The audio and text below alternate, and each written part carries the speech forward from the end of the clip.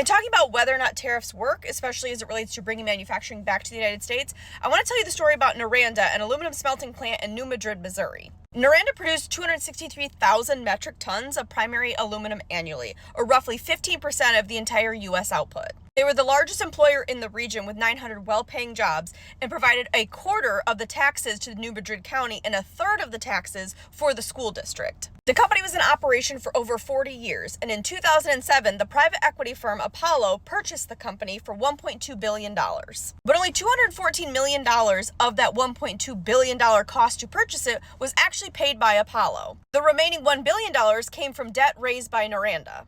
And in less than a decade, the company would go bankrupt. Here's how.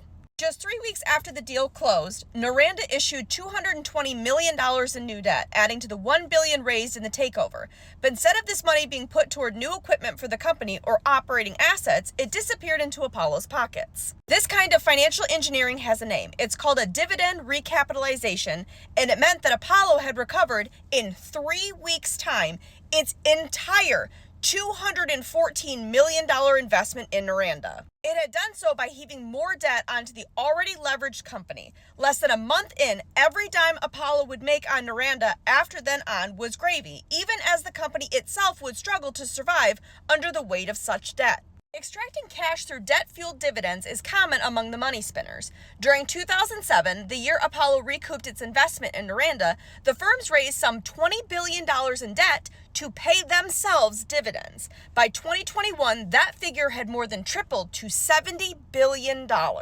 Apollo was especially aggressive at this game. From 2009 through 2017, a report from Moody's Investors Service found Apollo reaped dividends from almost 2/3 of its acquisitions before 1 year had passed.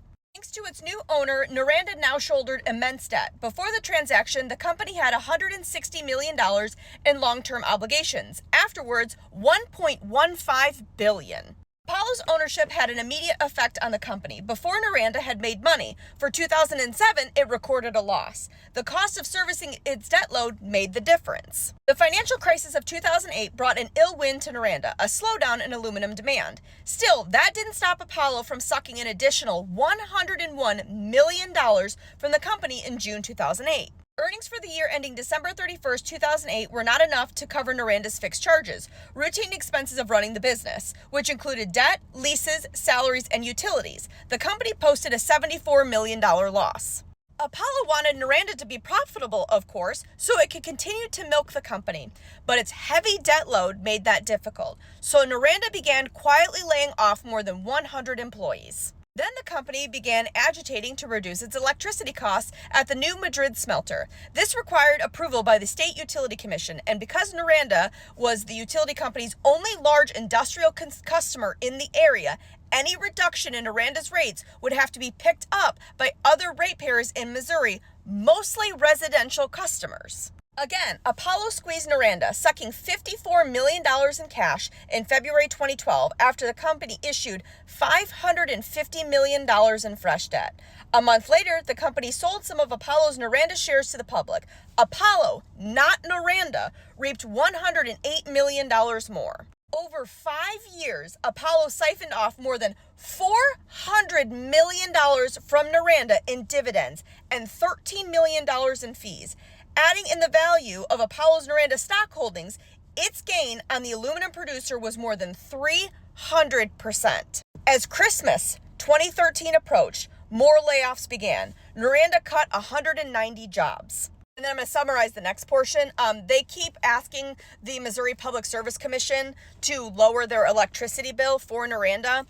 So Missouri Public Service Commission opens it up to the public for a forum where people can come and speak on whether or not to reduce Noranda's rates. They get a complete earful. People are very much against this for obvious reasons. And this is where it gets really cute.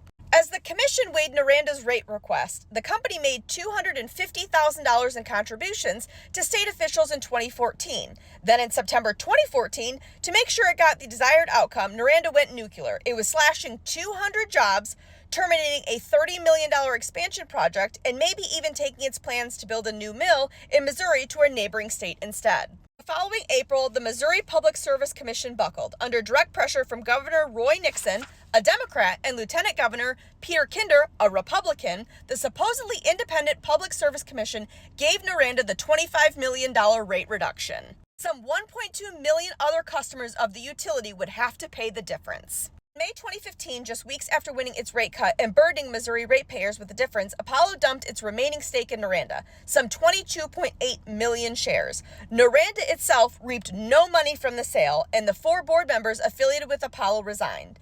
Bankruptcy followed in February 2016. The company's $50 million payroll vanished from the town's economy, as did the taxes Noranda had been paying. Midway through its budget year, the New Madrid County School District learned that Noranda wouldn't be making the $3.1 million payment it owed, accounting for roughly 17% of the district's revenue. Because of the shortfall, the district froze salaries, offered retirement incentives, and asked its staff to start paying 20% of their health insurance premiums. After the Noranda smelter closed, the average household income in the county dropped by $6,000, a steep decline given the area's $38,000 median income. Even before this drop, almost 1 in 5 county residents was living in poverty. When Noranda went bankrupt, its 5 pension plans also collapsed. The Pension Benefit Guaranty Corporation, backed by the U.S. taxpayers, had to take them over. Noranda's pensions with 4,260 participants were underfunded by $219 million and accounted for the 6th largest PBGC bailout that year. The nation's taxpayers were on the hook. And my point in telling you that story is to say that they keep saying bringing manufacturing back to the United States is going to make us prosperous. Who's the us? Because that story is not a one-off, especially when it comes to private equity firms.